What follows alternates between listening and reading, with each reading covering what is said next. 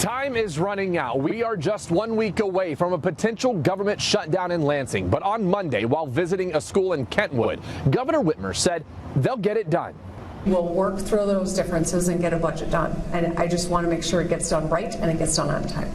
And on Tuesday, we received a statement from House Republican Caucus Chair Ken Borton, reading in part, House Republicans continue to engage in bipartisan negotiations on the state budget. We understand the importance of getting something done before the October 1st deadline next Wednesday. However, if there is a government shutdown, we wanted to know what could happen and what could be impacted. I talked to a political expert and former legislative staffer who worked during the state government shutdown in 2007. He says if a shutdown happens next week, state services may be disrupted, including school aid payments and access to state offices. Some amount of state workers will be asked not to show up for work. We don't know how many. And part of the reason for that is that whatever planning is going on inside the governor's office and the executive office for a potential shutdown is not super transparent right now.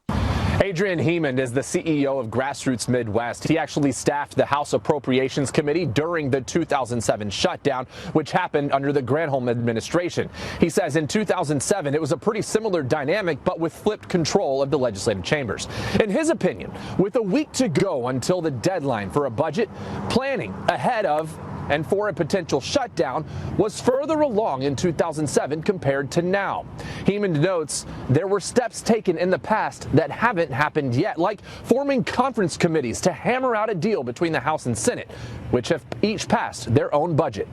It's quite likely that we have a government shutdown in Michigan of an undetermined length. Could be a couple hours, could be a couple days.